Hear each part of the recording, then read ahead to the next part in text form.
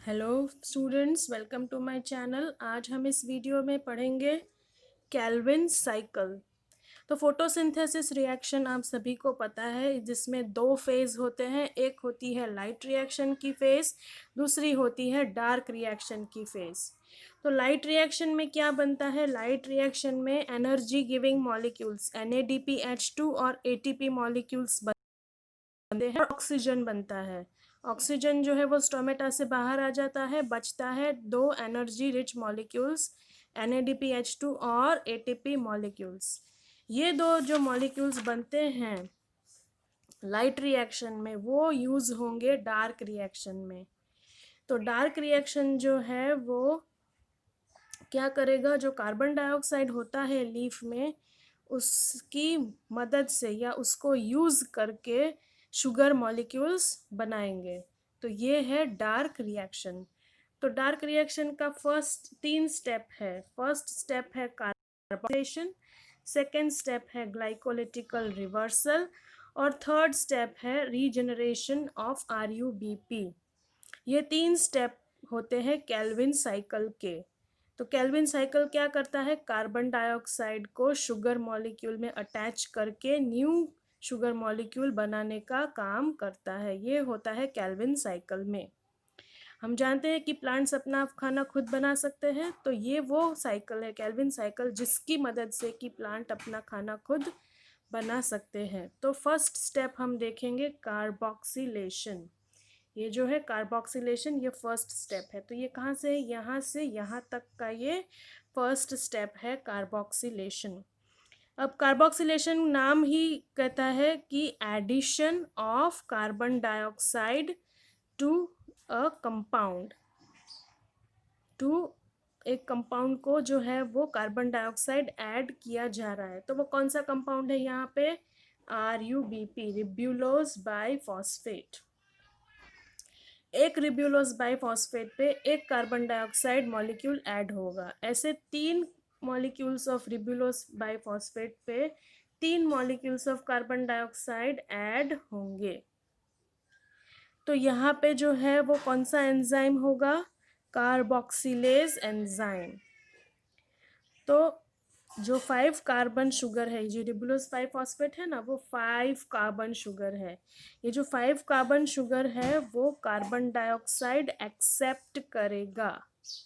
तो कार्बोक्सिलेशन में क्या होगा? रिब्यूलोज बाइफॉस्फेट मॉलिक्यूल पे कार्बन डाइऑक्साइड मॉलिक्यूल जो है वो ऐड होगा।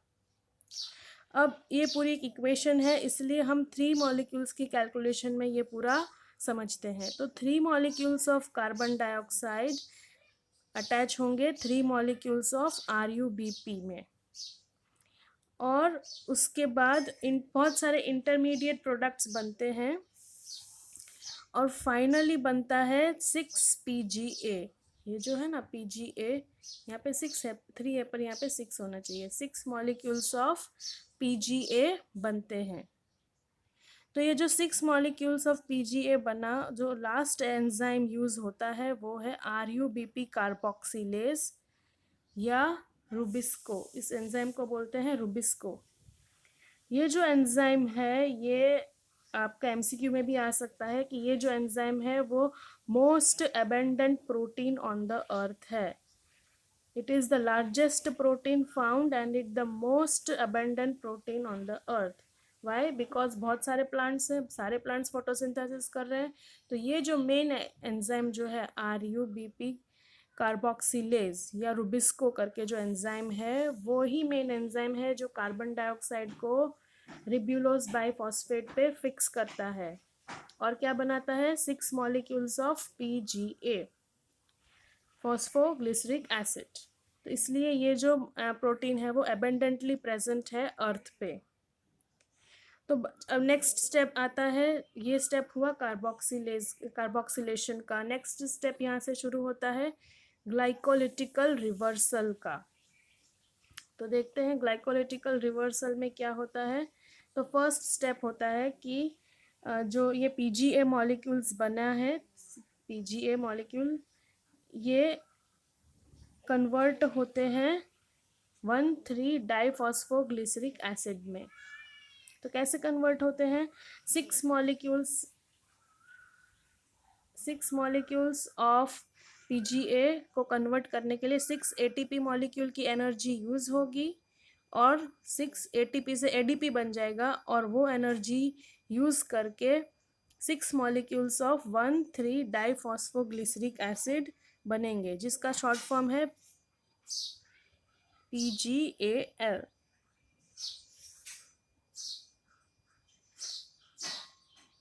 तो ये जो डाइफॉस्फोग्लिसरिक एसिड बनता है उसका जो आइसोमर है वो है ये PgAl, यहाँ पे जो है वो।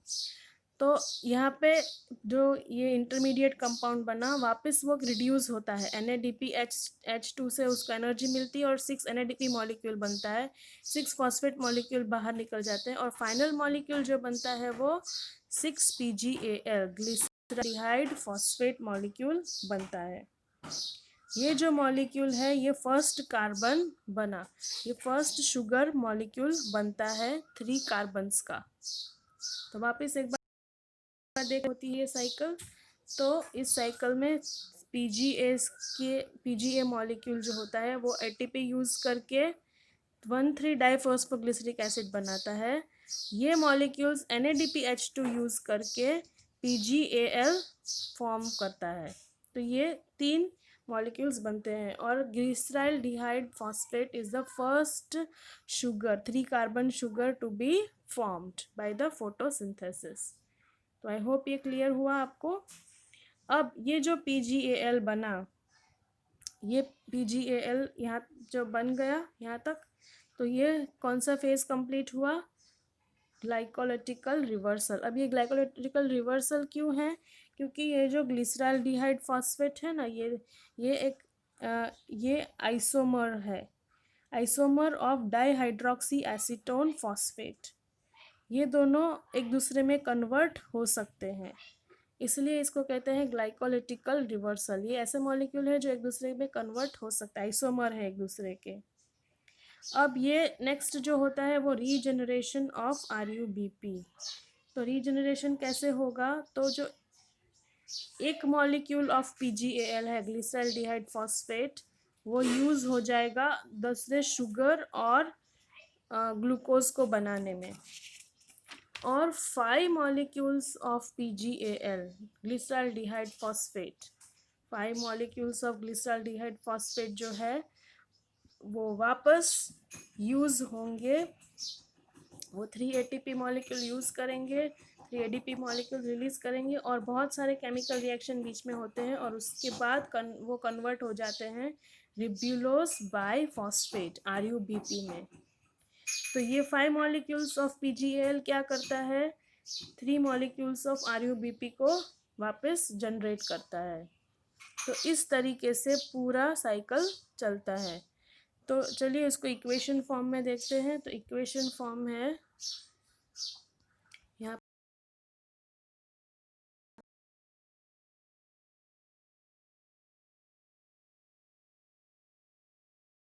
पे इक्वेशन रीजनरेशन के लिए चल जाएंगे और 1 जो है उसका ग्लूकोज और अदर शुगर बनेगा। तो 5 मॉलिक्यूल्स ऑफ PgAl से क्या बनेगा? 3 RUP, वापस वो शुगर बनेगा, रिब्यूलोस बाइफॉस्फेट शुगर बनेगा। ये जो 3 RUBP मॉलिक्यूल्स है, बाइफॉस्फेट मॉलिक्यूल्स जो है वो RUP बनेगा पहले, उसको कन्वर्ट करेंगे RUBP में। ये जो है वापस वो कार्बन डाइऑक्साइड फिक्सेशन में चली जाएगी शुगर। तो यहाँ पे फुल फॉर्म दिए हैं सबके। अब ओवरऑल इक्वेशन जो बनती है वो कैसे बनती है फोटोसिंथेसिस की, ये समझना ज़रूरी है। तो 6 RUBP molecule plus 6 carbon dioxide plus 12 H2O, total कितनी ATP यूज़ हुई? 18 ATP यूज़ होती है और टोटल 12 NADPH2 मॉलिक्यूल यूज़ होते हैं। और क्या बनता है? 6 RUBP प्लस C6H12O6। तो ये पूरा इक्वेशन है, जो ओवरऑल पूरी साइकिल होती है वो इक्वेशन ये है। तो केल्विन साइकिल का ऐसा है कि to make 1 molecule of glucose 2 molecules of PgAl are required. तो ये साइकिल कंटिन्यूसली चलती रहती है। तो हमारे पास जो PgAl मॉलिक्यूल है, ग्लिसरॉल्डिहाइड फॉस्फेट मॉलिक्यूल, वो हमें बार बार मिलता रहता है। और दो साइकिल जब होती है केल्विन की, तब हमें 2 मॉलिक्यूल ऑफ PgAl मिलेंगे और उससे पूरा ग्लूकोज बनेगा। इसलिए इस साइकिल की पूरी कैलकुलेशन है 3 कार्बन मॉलिक्यूल्स और 6 कार्बन मॉलिक्यूल्स के फॉर्म में। तो आई होप ये आपको समझ में आया है कि कैसे होता है ये केल्विन साइकिल। 3 स्टेजेस होते हैं इसमें। फर्स्ट स्टेज है कार्बोक्सिलेशन, सेकेंड स्टेज है ग्लाइकोलिटिकल रिवर्सल और थर्ड है रीजनरेशन ऑफ RUBP। यहाँ पे इस साइकिल में जो है वो मेन जो प्रोडक्ट है वही दिखाए गए हैं। बाकी इंटरमीडिएट बहुत सारे रिएक्शंस होते हैं, बहुत सारे प्रोडक्ट्स बनते हैं, बाद में फाइनली ये प्रोडक्ट बनते हैं। तो इस सिंपल वे में, इजी वे में समझने के लिए आपको ये साइकिल मैं समझा रही हूँ, जो कि मेन प्रोडक्ट दिखा रही है कि कैसे बनता है। तो आई होप आपको ये समझ में आया होगा कि कैसे ये पूरे प्रोडक्ट्स बनते हैं और कैसे कार्बन डाइऑक्साइड फिक्सेशन होता है। अगर आपको समझ में आया है तो लाइक करिए, सब्सक्राइब करिए मेरे चैनल को। और अगर आप नए हैं तो कोई भी डाउट है तो कमेंट में ज़रूर लिखिए। Thank you, thanks for watching.